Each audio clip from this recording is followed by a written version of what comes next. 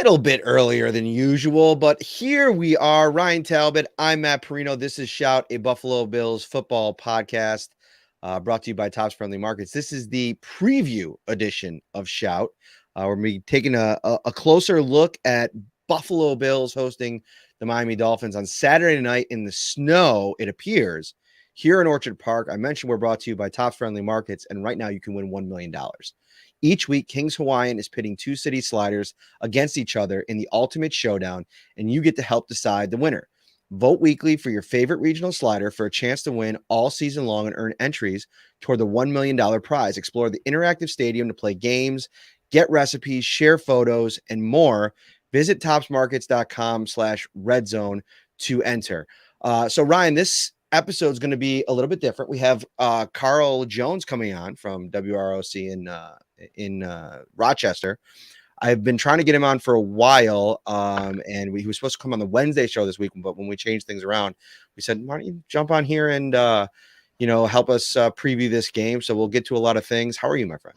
Hey, I'm doing great. Looking forward to having Carl join us here in a little bit and ready to talk about what's a pretty big game for both teams. I think the best place to start for this game is what should we make of the weather conversation? I've talked to a bunch of players this week. We've seen the chatter on social media. Mike McDaniel walking through the air-conditioned Miami Dolphins facility in a "wish it was colder" t-shirt. Better be careful what you wish for. And that's coming from somebody that was crying out of practice on Wednesday afternoon as the winds blew in my face. And it was like 15-mile-per-hour winds. I don't think it was anything crazy. Could be up to 30 miles per hour. And that to me is the biggest thing that people don't understand about this cold. It's not the temperature. It's not even the snow. It's when the wind gusts hit you at those close to freeze, like zero time. It hurts. And so how much are you making of all this? Do you think it's going to be a factor in this game? Yeah, I think it's going to be a huge factor in this game. If you look at three of Tua's worst NFL performances, they're all in cold weather games. This one's going to have 30-mile-an-hour wind gusts. He's coming off of two bad performances against the Chargers and 49ers. You have Mike McDaniel wanting it to be colder, and I couldn't help but laugh at the Miami beat reporters saying they had the AC cranked up, and it was about 55, 60 degrees in the facility. Listen, that might be cold for the Dolphins, but that's nothing compared to what they're going to get on Saturday night. And I don't know if Mike McDaniel is just kind of playing up the whole, we're not even going to worry about the weather, and it's more of a mental thing. There's something to be said about it being a little bit of a mental hurdle. But when you're a warm weather team like the Dolphins are, you have a quarterback that has never played well in cold weather. Tua saying it snows in Alabama. It's never snowed more than 7 inches or something like that. But Ryan, you forgot. Tua went to Maryland when it was like 20 degrees. One time. He threw a couple passes to his brother. Good. So he's ready to go. Felt good. Let's go. Yeah, to me, it's all kind of ridiculous from the Miami side. And I think it was Greg Vorse who I saw post this, and I kind of agree with it. I'm starting to get these Rex Ryan type vibes from Mike McDaniel. And people do forget how good Rex Ryan was early on in his tenure with the Jets. AFC Championship games, knocking off some good teams.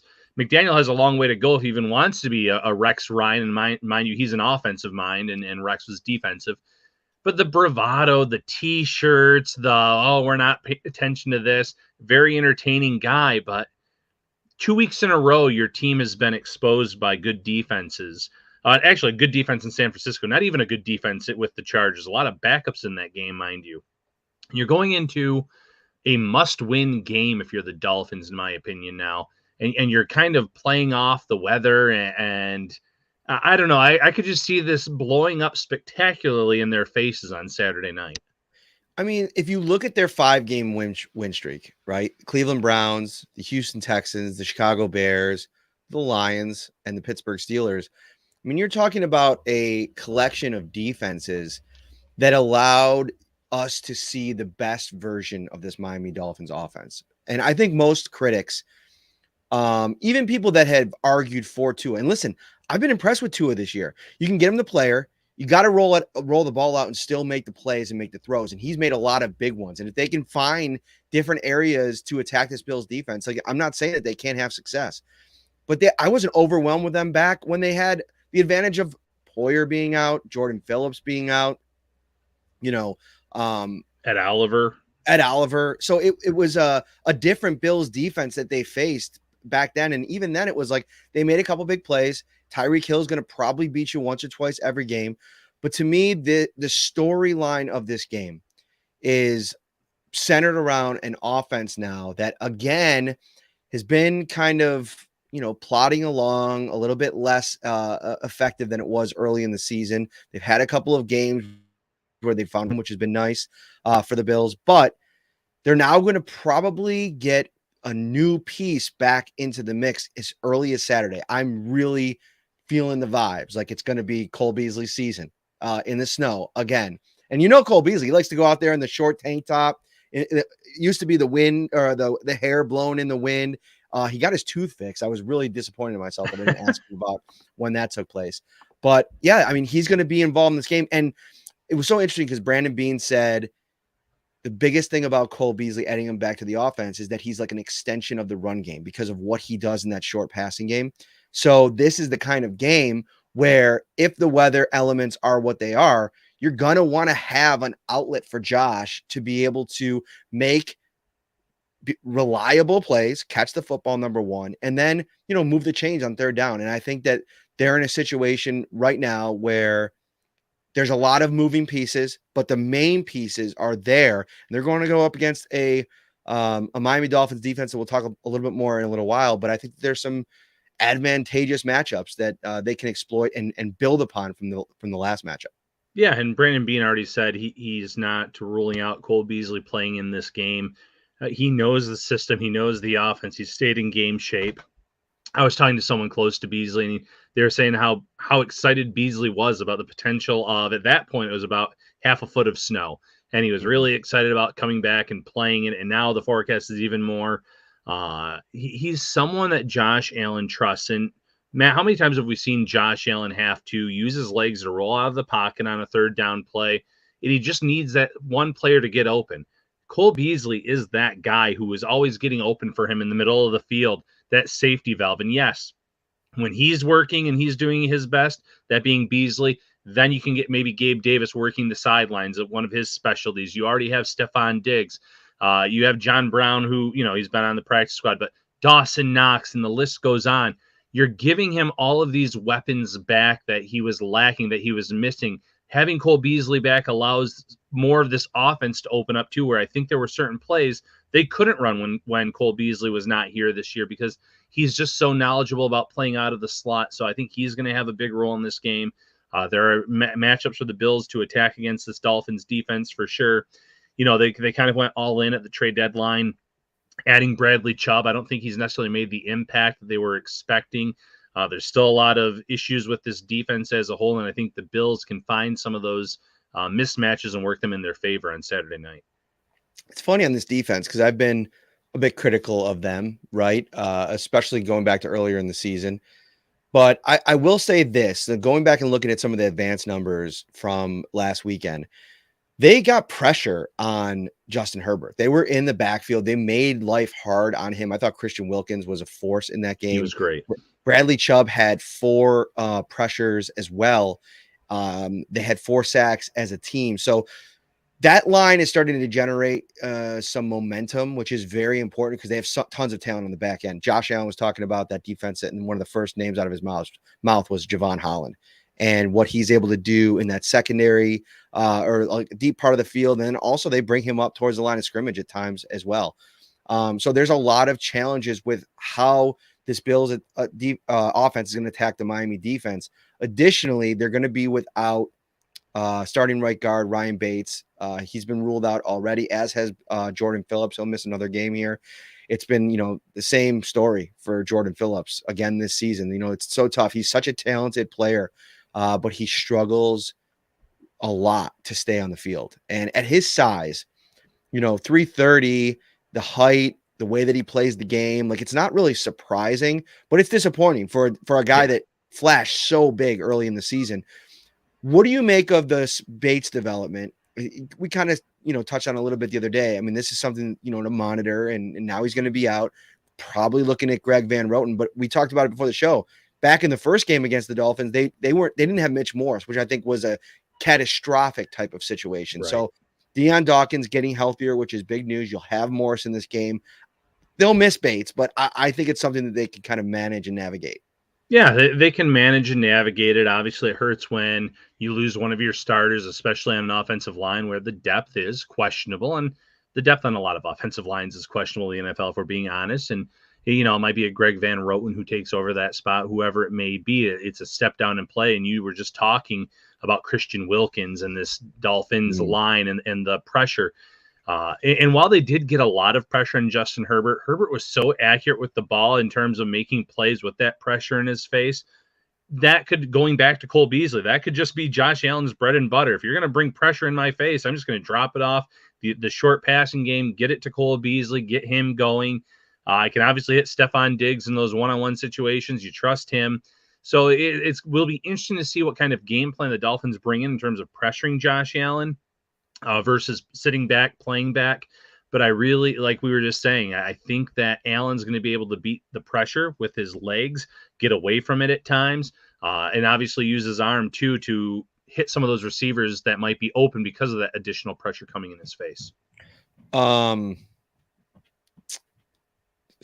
just looking at Josh Allen's stats here. 400 yards passing he had in that game in Miami. Now they ran 90 plays, so it's not shocking, but man, has it been a while since the Bills fans saw a huge passing performance from Josh Allen. And, the more we're learning about, that injury over the course of time, like he's sprinkled out little nuggets here and there, talking about an injection that he had in the elbow recently or right after the injury to get him to a place where he could play. I mean, I definitely think that that's something that, kind of talked about it,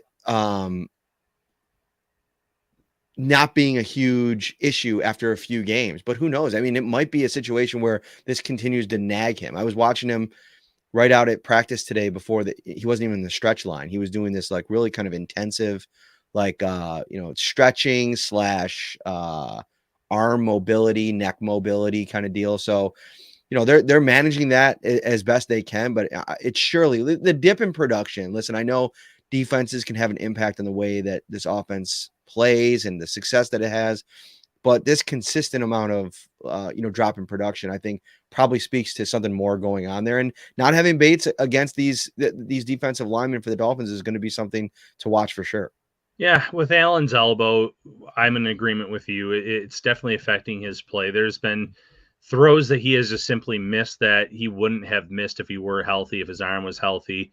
And 100%, I go back to that Diggs throw early in the game against the Jets where he created that separation, was open in the middle of the field, and Allen looked like he was about to uncork it to him, and he was just off the mark. And it was a bit surprising. He gets better as the game goes on, but I think you can see how he's been starting off a little bit slowly because of that elbow injury that he's been dealing with for some time now. So it might be something that he has to deal with all the way through the playoffs as well. You were hoping and optimistic if you're a Bills fan that as the season went on, limiting the reps in practice, that he'd get back close to 100%, but it might just be something that lingers until the offseason where you can truly get it back to 100%. Mm-hmm. If you want to be at 100% this weekend, make sure you get over to Tops and try to get a couple more gift cards for it's the holiday season. Christmas is right around the corner, and they have Christmas bonus going on right now. 'Tis the season to save on groceries and all of your holiday gifts. Christmas bonus is underway at Tops, and that means shop there and save $10 at all of your other favorite stores and restaurants. With over 25 gift cards to choose from, there's something for everyone on your list, and don't forget to treat yourself to some extra savings too. Save on great gifts like toys and games from GameStop or Toys R Us at Macy's, great family dining at Applebee's or Buffalo Wild Wings, that new big screen TV you want from Best Buy, and so much more just by shopping at Tops. Be Santa's biggest little helper with Christmas bonus from Tops. And for a complete list of available gift card savings, visit topsmarkets.com/Christmas bonus. All right. We got the man, the myth, the legend in the waiting room here, in the green room, if you will. Let's bring him in. Mr. Carl Jones, how are you, buddy? Man, I'm all good, man. I'm happy to be on. How you guys doing? Doing Great, well. man. We're happy to have you on, and you're jumping in at a perfect time. We talked a little bit about this game coming up here. Obviously, the weather has been a big storyline, but I want to talk to you specifically. For fans that don't follow your work. Obviously, you played football at one of the highest levels you could play it, and I think that perspective is important to sprinkle into this conversation, especially when we're talking about a player like Tyreek Hill, who has absolutely just dominated the NFL this year. And honestly, I can't remember. I think Ryan and I were talking about this the other day. I can't remember the last non-quarterback to get this much MVP buzz. What are the biggest challenges to facing a Tyreek Hill led offense? And then for the Bills specifically, how do you feel like they'll approach defending him on Saturday with the way that some other teams, the Niners and the Chargers, have had some success the last couple of weeks? The thing that sucks about guarding a guy like Tyreek Hill is you're kind of damned if you do, damned if you don't. So if you want to get in his face and press him, if you miss the line of scrimmage, well, you're not going to beat him in a foot race. And then if you're too far off the line of scrimmage, he's so quick that you better close the distance and break on those routes, because if you don't do so, he's always going to lead the league in yak and get yards after the catch. So you kind of got to live in the world of just, he's going to get you sometimes, but you got to be aggressive in that mindset. Now, having said that, what the Bills can duplicate with some of the things that the Niners and Chargers have done in the past 2 weeks, Tua, as we all know, loves living in the middle of the field. And we've seen the clips on social media over the past week or so. And what the teams have done, especially on first and second down, they've asked their corners and their safeties to play a little bit more inside leverage and forcing a guy like Tua, who doesn't have a Josh Allen type of arm, right, to make some of those throws to the outside the numbers. Now, Tua can do it. He made a couple throws against the Bills back in Miami in September. But if you ask him to do that over and over, as opposed to, the easy, quick little slants to Tyreek Hill, now a 5-yard catch turns into 25 because those guys run 4.2, 4.3. So I think Leslie Frazier, it's a copycat league, right? I mean, he wouldn't be wise to not look at what the Chargers and Niners have done and implement some of that into his game plan. But outside of, if you look back to the game in September, it wasn't like Tua let the Bills on fire in that game either. Now, I know the snaps were a little kind of lopsided because of the Bills stayed on the field on offense. But outside of the Jalen Waddle deep pass down the field, they really kept that offense in check a little bit. So I'm sure they'll implement some of the things they brought in September, and then also some of the things they saw on film the past 2 weeks. Yeah, and the Chargers game is in the freshest in my mind. Obviously, it's the last game that they played. It was interesting to see how the Chargers were jamming him on the line, considering they had so many backups in their secondary in that matchup, and yet it really did work to their advantage. The biggest, he had one big catch, and then he obviously had the fumble that he picked up and ran for a touchdown. But with the personnel that the Chargers had versus what the Bills are going to have, I will be interested to see if jamming is an option. Is there someone that you think in terms of athleticism would be better off on Tua if they were going to go the jam route? I mean, Kyer Elam, I understand that he was a healthy scratch 2 weeks ago, and then he was active last week, but only saw, I believe, one snap on special teams. But if there's a matchup for him to get back into the lineup, I think this is it for him. Obviously, he may not be the best at zone coverage at this point in time, but he was drafted out of the SEC for a reason. And what they do down south is they run with the best of them.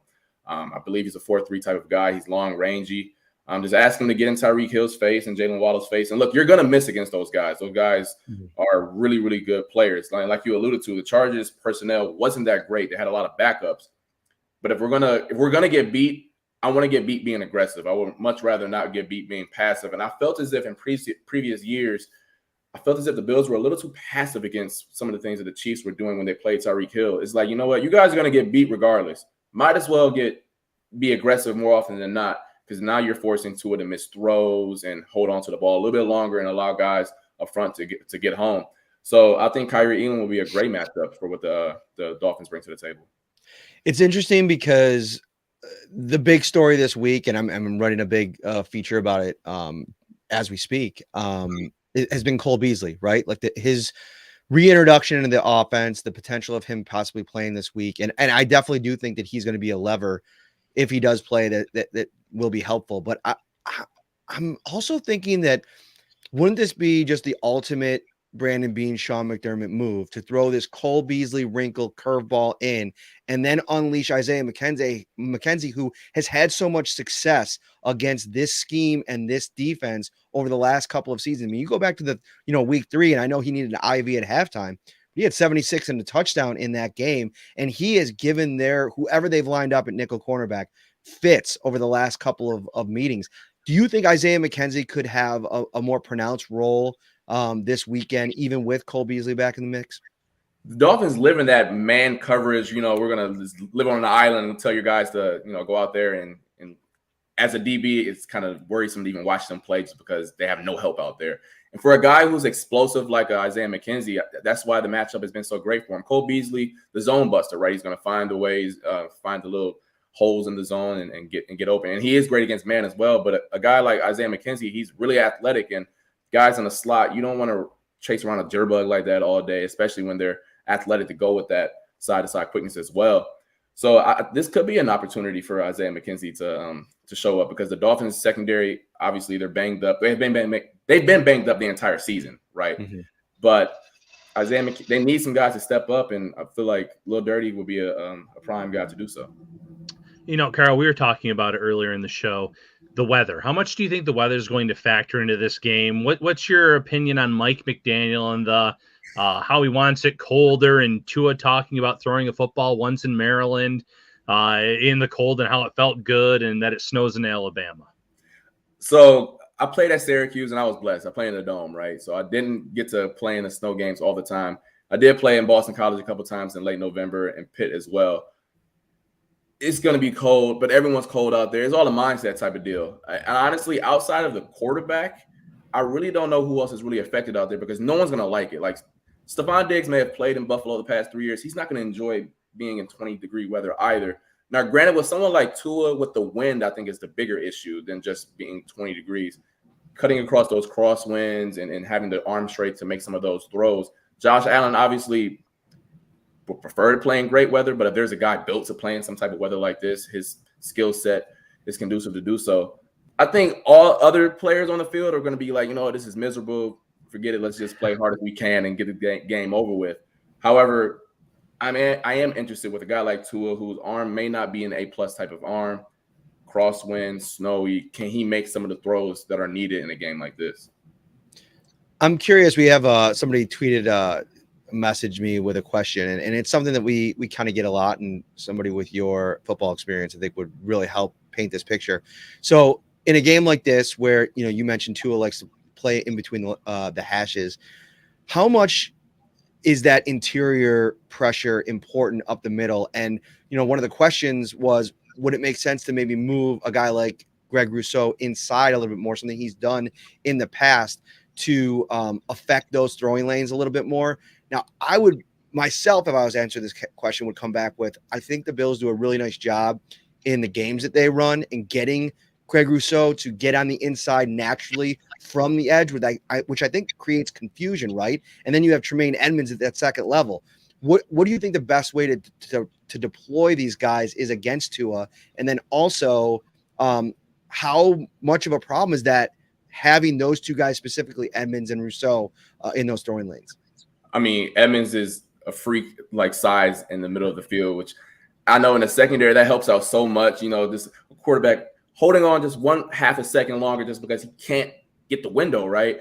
Mm-hmm. But I think the strength of this Bills front, I guess, interior has been their D tackles. I don't want to take one of those guys off the field to move Gregory Rousseau inside. And like you said, I believe he got a sack last week with a game where Ed Oliver went up the field and Rousseau came up under. So I don't want to take Ed Oliver. I know Jordan Phillips is out. Daquan Jones. I don't want to take those guys off the field just to move Gregory Rousseau inside. Plus, I think the DNs are probably more of the issue with this team anyways. Let's keep Gregory Rousseau on the field and find a way to let those D tackles who had a phenomenal game last week continue to cook from that spot. Carl, in the first matchup, one player that the Bills didn't have was Jordan Poyer, and you alluded to that one deep pass that Tua made to Jalen Waddle. How much of an impact do you see Jordan Poyer making in this game, since he'll be back there on the back end for the Bills? Huge. And I know the Dolphins run a lot of motion and a lot of misdirection stuff to confuse guys on the back end. And a guy who's seen it all, who's been in this league a very long time, is not going to be fooled by that type of stuff. I believe on that specific route, the front side was Jaquan Johnson, and on the back side was DeMar Hamlin. DeMar Hamlin will still be in this matchup, but Jaquan Johnson has not seen nearly as much reps in this league as Jordan Poyer has. Plus, I understand there's certain routes that, they're gonna get you beat because the guy runs 4.2. All right. Having said that, Jordan Poyer has gone against 4.2 much longer than Jaquan Johnson has. So it'll be a huge advantage. I mean, Jordan Poyer has played against Tyreek Hill 4 or 5 times at this point. He's not going to be comfortable with the speed, but he's seen it before, and he's going to understand what angles he should take and what he can and can't get away with, as opposed to some guy who's in his 3rd or 4th year, seeing that for the first time under the bright lights. So your first year covering the Bills, you started with WROC in July? No, I started last September, but I didn't really get full swing probably until the winter part. Yeah. Got you. So you've been kind of paying attention though, going back to 2021 then with this Bills team. Correct. What has been your impressions, 30,000 foot view of the season so far? Because, there's been some criticism obviously of this offense in recent weeks. At times the defense, and that you go back to that Minnesota game when they allowed 33 points, and obviously the way that game played out. What's been your impressions, and how have your preseason expectations met with where we sit here after 13 games? I'm not going to say it's exactly where I thought it would be, but I did think the first 2 weeks of the season were a little bit of fool's gold. I felt that way even when the games were going on. I mean, this is the NFL. The guys on the other side get paid too. You're not going to beat everyone by 30 points every single week. Having said that, is it a little concerning that it's December now and some of the things on offense aren't clicking like you would like it to be 100%? It is December, and the CB2 spot is still a big question mark in my eyes. The health up front, that isn't consistent where it needs to be. Is that concerning? Yes. But I do want to pull back a little bit and just look around the league. The Eagles are dominating, and rightfully so, but they still haven't been to that level yet. They haven't been into the playoffs, so you don't know how they react when they get to that point. You look at other teams. The 49ers are on their 3rd string quarterback, so God knows how that's going to react when Brock Purdy's on the road, in Philly. How is he going to react? The Bengals are the Bengals. The Chiefs have their own issues. They let Russell Wilson have his best game of the season. So I understand things aren't dandelions and roses, and you aren't beating teams by 30 like you were in the beginning of the season. But just add some perspective. This is the NFL. Everyone is good. It's not going to be an ascension every single week. Things aren't where you would like them to be, but just about all 32 teams in the league can say that. Matt Milano off the injury report this week is about as big a news as I think Bills fans I should say on the injury report, no designation for the game. So all clear to go. Same kind of situation as was last week. Tremaine Edmonds back healthy. Jordan Poyer as healthy as he's going to be. How important is that triangle back there? Because against this team, any one of those pieces, I feel like could really be a detriment to the Bills, whether or not. I mean, we talked about it ad nauseum. The middle of the field against this Dolphins team, I cannot stress it enough, is the key to the game. If you've watched, Mike McDaniel comes from the Shanahan tree with all the zone run scheme and all that type of stuff, and they live in the middle of the field. Anybody who's watched the Niners over the past 3 some odd years when Jimmy G's been there, if you've ever seen Jimmy G throw the ball 30 yards down the field outside the numbers, you haven't seen it, okay? So there's a reason why this scheme, this team, they live in the middle of the field. So you want your best players, your guys who, Milano and Poyer at least, should be all-pro type of guys. Edmonds had a phenomenal year in his own right. You want those guys to be there because, man, you don't want them to get confused. You want them to get their depth on those motions going across the field, play action. You don't want them to bite. Those guys are huge, even more so than I believe the corner spot, because I understand it's a concern. Trey White's not where you want him to be yet, coming off of a serious injury. But the middle of the field is where this game is going to be won and lost. I mean, can you keep Tua not comfortable and keep him outside the numbers? Carl, what's interesting to me, and Matt and I have talked about it, is from the view of the fan base right now, it almost feels like certain games, certain weeks, the sky is falling, and yet the Bills are sitting at 10-3, and 1 year ago at this time they were 7-6. So first of all, impressions on where they were from 1 year ago to today. What do you think I guess the best way of phrasing this, what do you think of Ken Dorsey, first of all, in terms of how he's handled his first year on the job as offensive coordinator? And then two, for the fan base, is it just that the expectations were maybe too high going into this year? Everyone was kind of basing where the Bills should be based off of those last 4 games of the season. Like, I know the Chiefs game, the offense was clicking on all cylinders, the no punt games against the Patriots. And I feel as if everyone thought that's the norm. Like, let's dial it back a little bit, guys. And not even, Mahomes in his, I don't want to say prime, but like in his MVP season, they weren't clicking like that every single game. You're going to have ups and downs, right?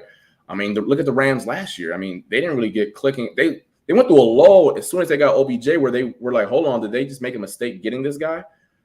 And then they ended up winning some games on the back end and winning it all. It's a long season, and I know week-to-week league is monotonous. No one wants to hear that, but that's true.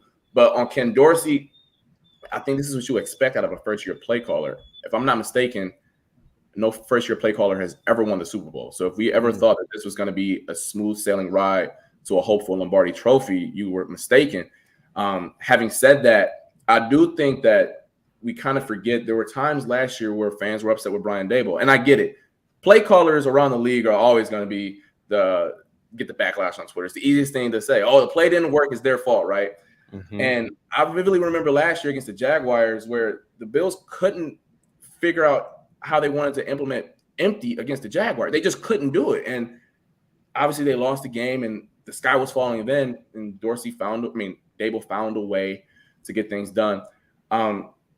We'll see. They're going to have a couple stretches down the stretch here where I think that Dorsey will have to pull out a good game plan. Dolphins bring something unique to the table. The Bengals defense, once again, showing that they'll rise to the occasion. They may not be week to week as good as some of the other teams in the league, but they shut down Mahomes again when they needed to do so. He'll have some opportunities down the stretch to prove how good he actually is. But at this point, I'll just say incomplete because he's probably done with it's kind of hard to judge. Mm-hmm.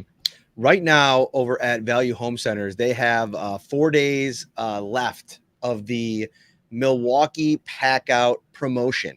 It is a special Value Home Centers gift card promotion that is on now. If you buy $199 worth of qualifying Pack Out storage solutions, you get a $50 value gift card free. Buy $299 worth, and you get a $100 value gift card for free. Head over to valuehomecenters.com for more details. Ryan, Carl gave us his key to the game. We now have to give our value keys to the game. So why don't you start us off? How did the Bills get the win on Saturday night? Yeah, and I agree with Carl's in terms of taking away the middle of the field, but I'll pinpoint it down to limit Tyreek Hill's big plays. He is one of the biggest reasons why Tua is having the season that he is.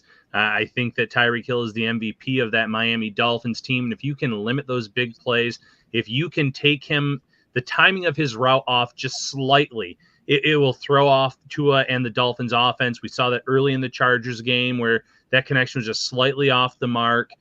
So limiting the big plays by Tyreek Hill for me is my key of the game. What about you, Matt? I agree with both of you guys. And for me, the key to this game, I think we know what we're going to get out of the middle of the field on defense for the Bills.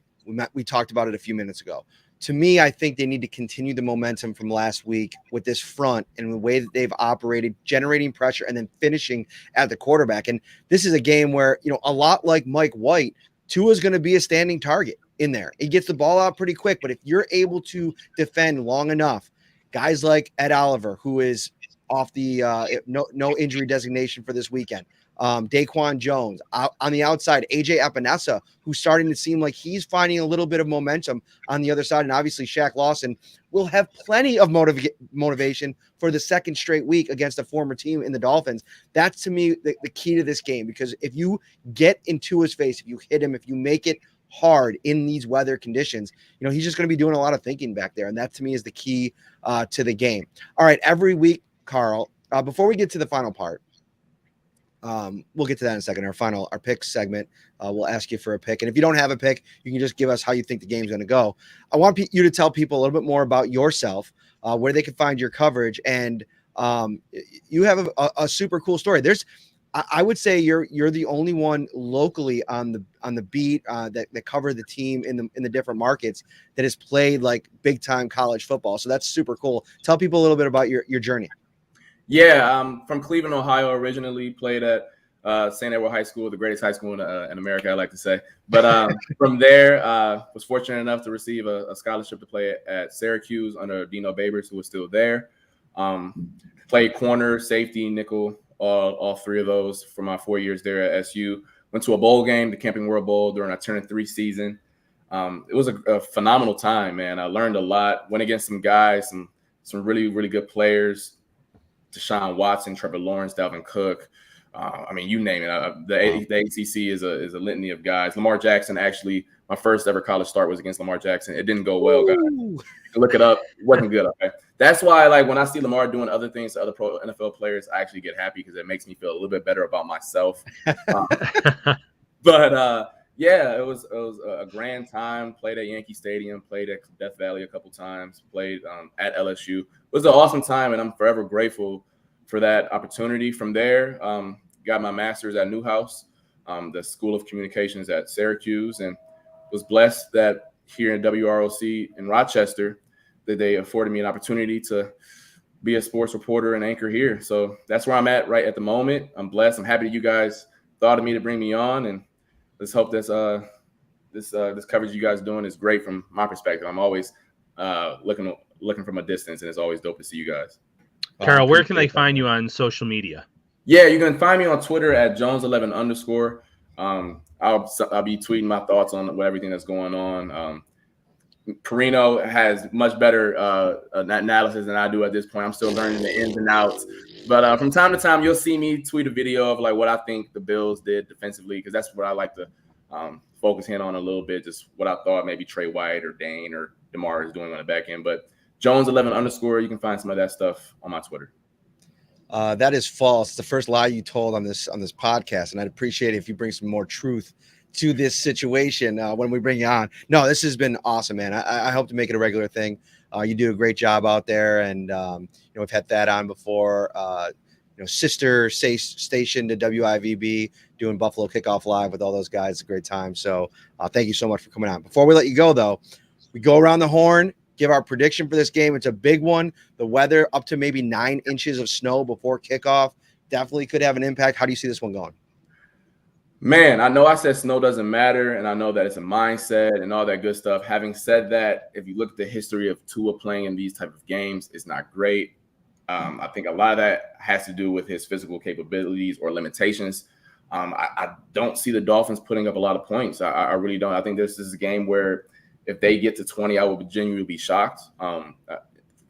Take away the schematic things that teams have done against him the past 2 weeks. I think the weather for him in particular will be a big issue. I can see the Bills maybe not clicking where they need to be on offense, but I see a game where the Bills get it done 23-13, low scoring game for that type of explosive offense on both sides. Yeah, too funny. I had 24-13 with the Bills winning this one, so we're right in the same ballpark. I think that the Bills obviously have played in these conditions, and obviously it hasn't necessarily gone well. Last week they got off to a pretty bad start, 10 punts between them and the Jets in that sideways rain in those conditions, and this will be snow. This will be a little bit different, but the wind gusts as well. I think the Bills are going to be able to do enough to put up a few scoring drives on offense, create a turnover or two on defense, and win comfortably 24-13. Matt? Well, I'm going to be a little bit of the outlier here in terms of how I think the game is going. I have the same winner. I do think the Bills end up winning this game, but I think that the conditions aren't going to stop the Bills' offense as much. I got them winning 38-24, and here's why. Josh Allen has proven the ability to play in cold weather, windy conditions. I think that if everything is good with the elbow and he's feeling all right and that could be a thing. Like if it's not feeling good, if the weather affects that at all, that could definitely have an impact on this. But I just think that there's too many ways. Right now, I look at the Dolphins as an organization, and they're on the ropes. I mean, they just were out in California for 10 days. They got beat up by two really good football teams. San Francisco more than the Chargers, but man, the Chargers are good. Like going into the season, I remember Bucky Brooks had the Chargers listed as the #1 most talented roster in the NFL. So this is not a team that's sneaking up on anybody. And that Niners game, they really got beat up. And I think mentally right now, they're beat up. And I think that the stunt from Mike McDaniel this week is about trying to lift his guys up. But the problem's going to be when you get on that plane to fly to Buffalo and you walk into that stadium, and then you got to face the number one team in the AFC while dealing with what's happened in the last two games and what's going to probably happen over the course of that game. I just think it's easy to give up in those moments. And there's a built-in excuse. This is new for the Dolphins still, right? They went into this season as, this kind of frisky team that maybe if they get something going, they can become this contender in the AFC. And it took off, and they were the top team in the AFC East after 2 months. Well, now it's that kind of comeback down, and this is going to be another big-time moment for Tua, and it just so happens to be in the worst environment. I think Josh Allen thrives in it, and I think that they score a lot of points, and I think it ends up being 38-24. You're a bold man going with that high scoring of a game, but that's why the games are played, Matt. I like to live life on the edge, boys.